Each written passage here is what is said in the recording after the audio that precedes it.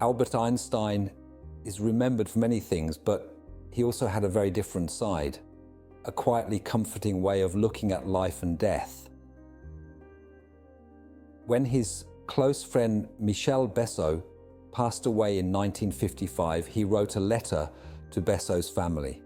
In it, he said, "Now he has departed from this strange world a little ahead of me." That means nothing. People like us who believe in physics know that the distinction between past, present, and future is only a stubbornly persistent illusion. For Einstein, time wasn't something that flowed like a river. Instead, it was more like the entire landscape already existing. Past, present, and future are all there at once, like pages in a book. We only experience them one at a time, in sequence, which gives us the feeling of now. A lot of people hearing this might think that their future's already planned out, with them having no control over anything. But there's another way of looking at it. And for that, let's look at something you might be familiar with. Computer games. Think of a massive open world game. The entire map is already coded into the software. Every forest, every hidden treasure, every boss battle. It's all in there before you even pick up the controller. And your experience of the game is one that unfolds moment by moment as you play. To you, it feels like you're discovering new things, making choices, shaping your adventure. And in a very real sense, you are. You can go left or right, take risks, play cautiously, explore every corner, or just head for the main quest. The world is there, but the gameplay is yours. Now think about what happens when your character dies in the game.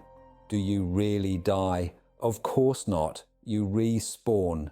Maybe you try a different path. Maybe you apply what you learned last time.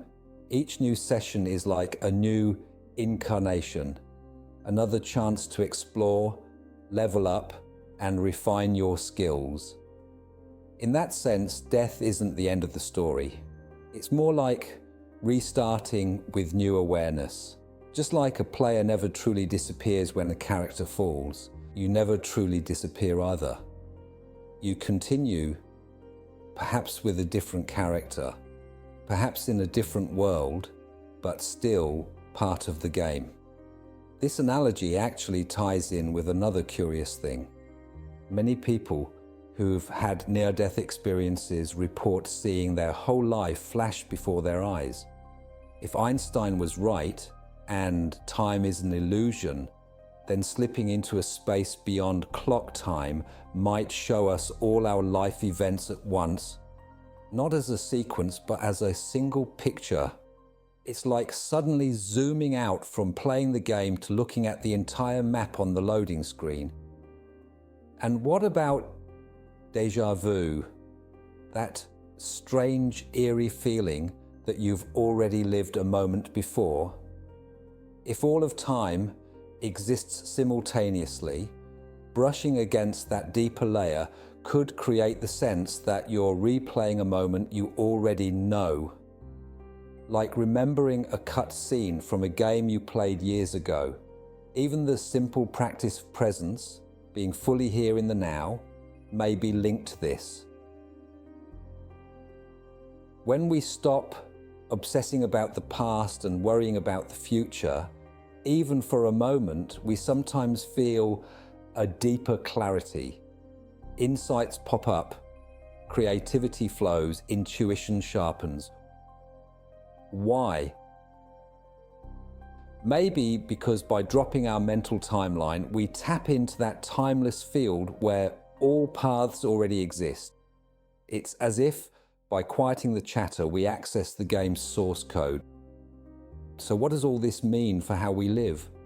Well, if Einstein is right, then the map is there, but we're still free to explore.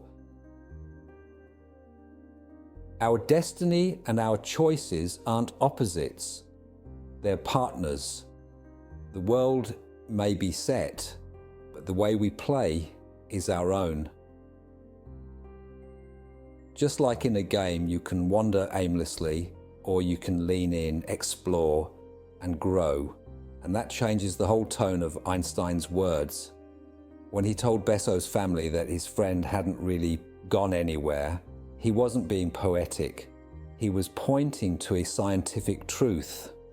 In the grand structure of the universe, every moment of Besso's life still exists. Every joke, every memory, every conversation is still etched into the block of space-time. He hasn't vanished. He's simply in a part of the map we can't access right now. So maybe life isn't about clinging desperately to each moment as if it's about to vanish forever. Maybe it's about realizing that we are part of something far larger, where beginnings and endings are just illusions created by our perspective. Think of it this way: we're all players in a vast, mysterious game. The world is already there, full of quests, challenges, and hidden wonders. We don't know how long this particular playthrough will last, but we do know this: when the character falls, the player doesn't end. The player simply continues. And maybe, just maybe, the real point isn't to win, but to play well, to learn, and to enjoy the game along the way.